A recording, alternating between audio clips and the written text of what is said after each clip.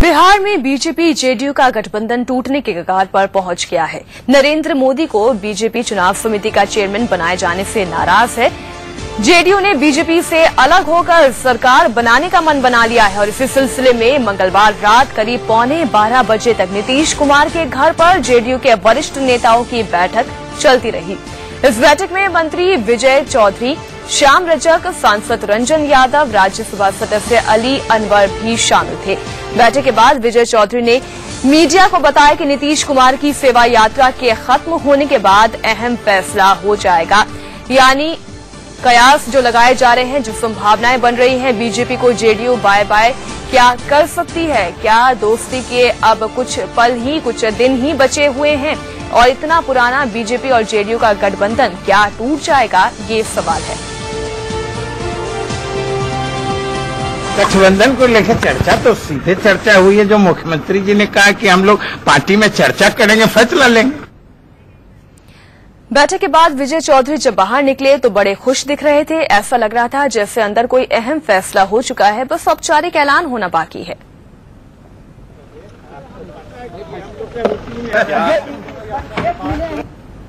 ये बात सही है कि जो डेवलपमेंट्स हो रहे हैं उसमें पार्टी के नेता बैठेंगे, आपस में विचार करके फैसला लेंगे, बस।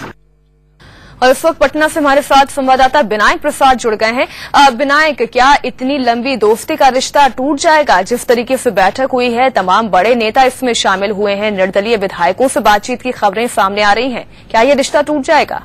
मीनाक्षी, अब इस रिश्ते में कुछ बच नहीं रहा है, क्योंकि आप देखिए जिस तरह से नरेंद्र मोदी से इनकी दूरी बढ़ी थी और खासतौर पर नीतीश कुमार खुद को सेक्युलर कहने के लिए जो कोशिश कर रहे थे, उस कोशिश पे इन्हें गहरा आघात तब लगा जब नरेंद्र मोदी को चुनाव अभियान समिति का प्रमुख बना दिया गया। अब किसी भी सूरत में नरेंद्र मोदी बिहार आएंगे और आकर के कैंपेन करेंगे, तो ऐसी दशा में आपको याद होगा कि 2009 के लोकसभा चुनाव और 2010 के बिहार विधानसभा चुनाव में नरेंद्र मोदी को बिहार आने से रोका गया था। अरुण जेटली और नीतीश कुमार ने साझा प्रेस कॉन्फ्रेंस करके ये ऐलान किया था कि नरेंद्र मोदी किसी हालत में बिहार नहीं आएंगे।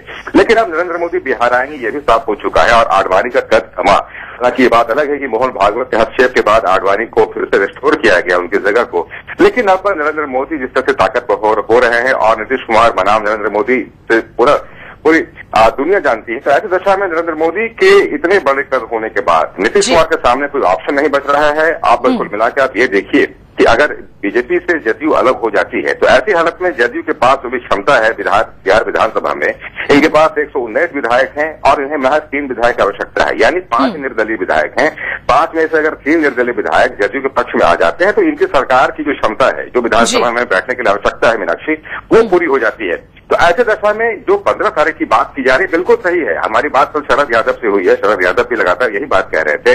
ज्ञानेंद्र ज्ञानू है, ऐसे कई वरिष्ठ नेता हैं, केसी त्यागी हैं। अब सिर्फ इनके आने की प्रतीक्षा हो रही है।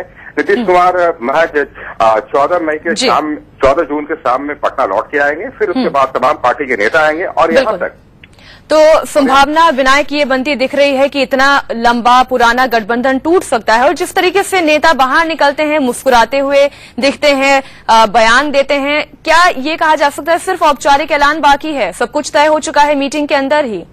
मीनाक्षी, हमारे सोच बताते हैं पार्टी के अंदर जो हमारे सोर्स है वो ये कह रहे हैं कि 14 तक जितने भी विधायक हैं जदयू के, जो जहां भी हैं पूरे देश में, पूरे देश से बाहर, वो तमाम विधायकों को पटना आने के लिए कह दिया गया है कि किसी सूरत में वो 14 जून के शाम तक पटना हर हालत में मौजूद हो, ताकि जब फैसला हो तो फैसला सबों के साथ हो। फैसला में जो लोकतांत्रिक पद्धति का इस्तेमाल किया जाता है उसके आधार पर ही पार्टी तय कर लेगी। यानी 14 जून काफी अहम है, काफी क्रूशियल है 17 साल पुराने गठबंधन का, बीजेपी और जदयू का। ये बात अलग है कि अगर बीजेपी बिल्कुल, तो इतना लंबा पुराना गठबंधन जो इतने सालों से चला रहा था, क्या वो टूट जाएगा, ये बड़ा सवाल है। विनायक, आप बने रहिए हमारे साथ, आगे भी हम आपसे जानकारी देते रहेंगे, लेकिन फिलहाल एक नजर इस वक्त की बड़ी खबरों पर।